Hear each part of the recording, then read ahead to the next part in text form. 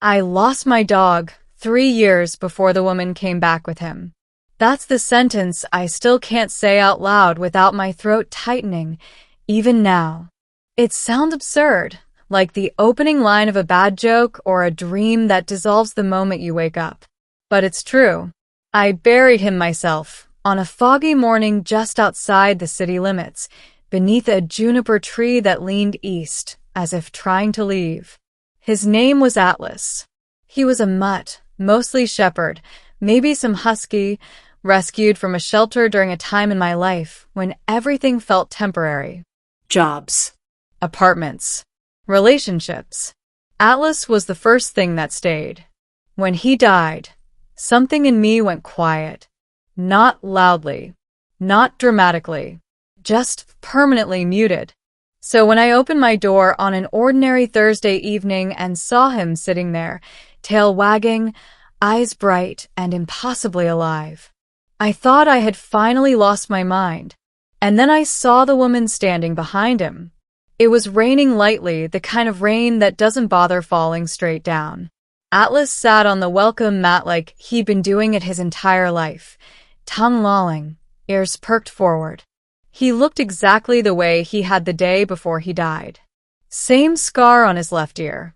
Same crooked white blaze on his chest. I didn't move. The woman cleared her throat gently. "May we come in?" she asked. Her voice was calm, measured, with a faint accent I couldn't place. Not foreign exactly, just unfamiliar, like hearing a melody in a new scale. I stared at Atlas.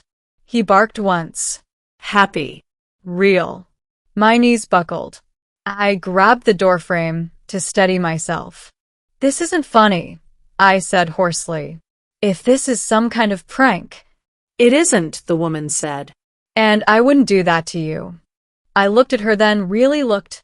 She was tall, slender, dressed in a simple dark coat that seemed oddly resistant to the rain. Her hair was dark, pulled back neatly, her face pale but warm. Her eyes held something that made my skin prickle. Not menace. Not kindness. Understanding. Atlas whined softly and nudged my leg. I let out a sound somewhere between a laugh and a sob and dropped to my knees. I wrapped my arms around him, buried my face in his fur, breathed him in. He smelled right, like wet earth and dog and the faint trace of cedar soap I used to wash him with. I was shaking so hard I barely noticed the woman step inside and close the door behind her. "We should talk," she said gently. Once Atlas had settled, curled up in his old spot by the couch, as if he'd never left, I sat across from the woman at my kitchen table, gripping a mug of tea I didn't remember making. "My name is Mara," she said. "And, before you ask, no, I'm not human. Not in the way you mean." I laughed weakly. "Of course you're not." She waited. Didn't rush me. That alone made me listen. "You brought my dog back from the dead," I said. "So, aliens? Time travel? Hallucination?" "None of those are quite accurate," Mara said. "But this is the simplest way to explain it. Atlas didn't die."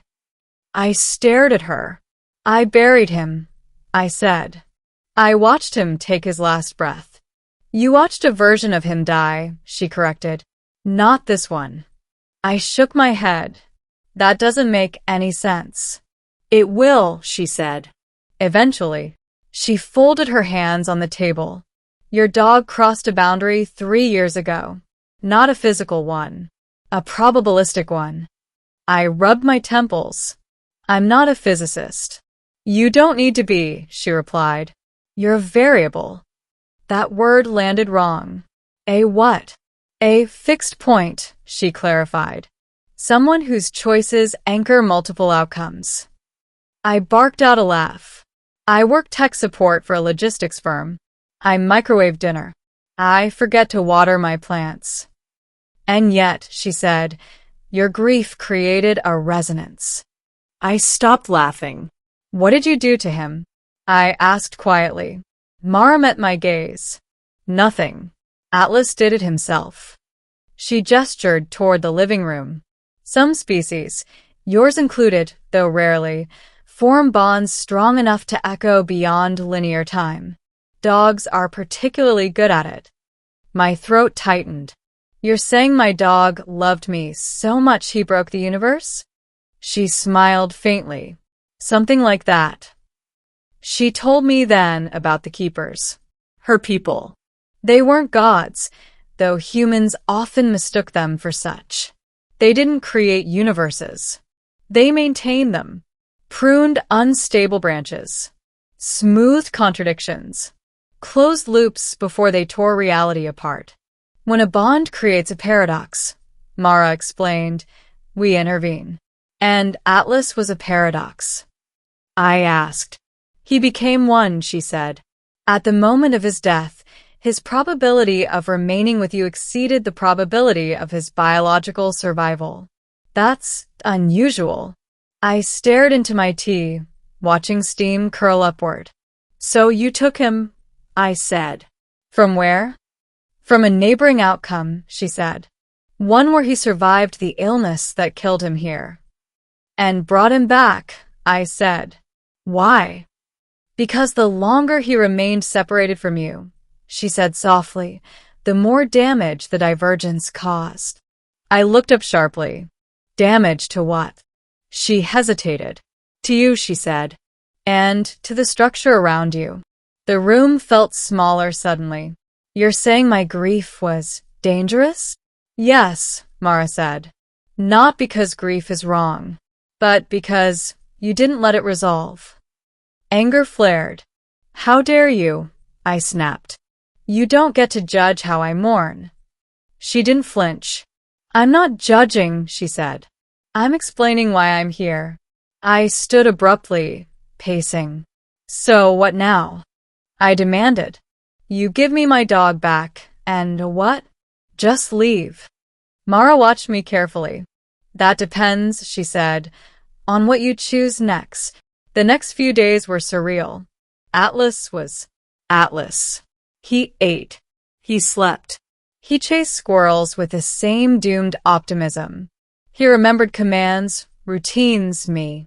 If anything, he seemed more attentive than before, sticking close, watching me with an intensity that made my chest ache. Mara stayed too. She occupied my guest room, though she rarely slept. When I asked why, she said sleep was optional for her kind. She observed everything. The way I fed Atlas. The way I hesitated before leaving the apartment. The way I flinched at sudden noises. You're afraid he'll disappear again, she said one evening, not unkindly. Yes, I admitted. That fear is understandable, she said. But it's also the source of the instability. I scowled. So, what? I'm supposed to just relax? No, she said. You're supposed to choose. Choose what? She looked at Atlas, who was gnawing contentedly on a toy he hadn't seen in 3 years. You can keep him, she said. Here. In this reality. My heart leapt. But, I said. But the divergence will continue to grow, she said. Eventually, it will attract more attention. From keepers less sympathetic than I am. And the other option? I asked quietly. Mara took a breath. You let him go, she said. Permanently. And I repair the fracture. The words hit like a physical blow. You brought him back just to take him away again? I whispered. I brought him back to give you a chance, she said. To say goodbye the right way. To finish what was interrupted. Atlas looked up then, as if sensing the shift in the room. He patted over and rested his head on my knee. I broke. That night, I dreamed of juniper trees and fog. I dreamed of standing at a crossroads, Atlas pulling me in one direction, an endless dark road stretching in the other. When I woke, Mara was sitting at the foot of the bed. You don't belong here, I said dully. No, she agreed. But I won't interfere with your choice. I sat up, rubbing my face. What happens to Atlas if I let him go? I asked. He returns to his native outcome, she said.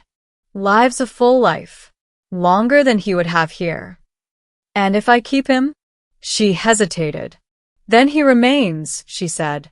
But the strain will change things. Around you. Around him. Change how? Mara met my eyes. You already know, she said. Haven't you felt it? I had. Small things. Electronics glitching when Atlas was nearby. Time seeming to stretch when I watched him sleep. Dreams bleeding into waking moments. You're saying he's not supposed to be here, I said. I'm saying love doesn't always align with design, she replied. I laughed bitterly.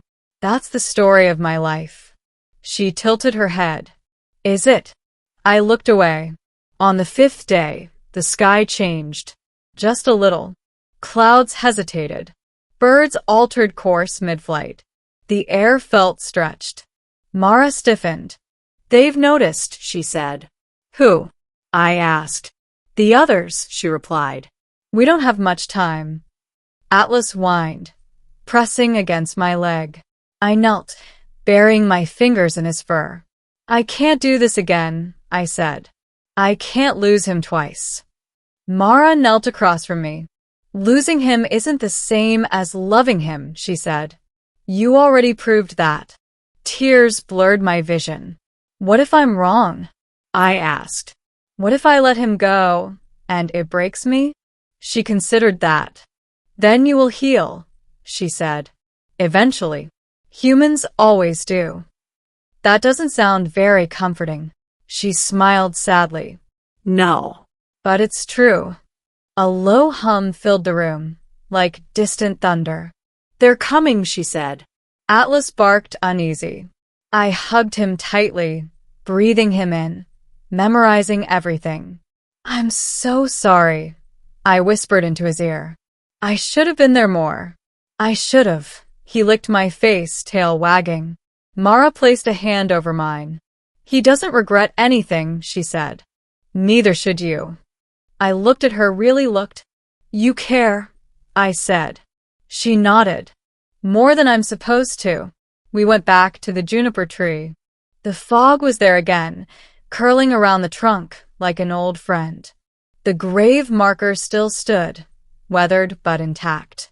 Atlas sniffed the ground, curious. This is where it ends? I asked. This is where it resolves, Mara corrected. The air shimmered. I felt a pressure, like standing at high altitude. Say what you need to say, she said softly. I knelt in the damp grass. You were the best thing that ever happened to me, I told Atlas. You saved me more times than you know. He wagged his tail, ears perked. I don't know what I'll do without you, I admitted. But I know you'll be okay. You always were. My voice broke. I love you, I whispered. Atlas stepped forward and pressed his forehead to mine. For a moment, the world held its breath. Then he turned and walked into the fog. It swallowed him gently, like a curtain closing. I screamed. Mara caught me as my legs gave out. I'm sorry, she murmured. I know it hurts. The hum faded. The sky relaxed. The fracture sealed. I don't know how long I lay there. Eventually, I felt Mara stand. It's done, she said. The divergence is resolved. I nodded numbly. Will I ever see him again? I asked.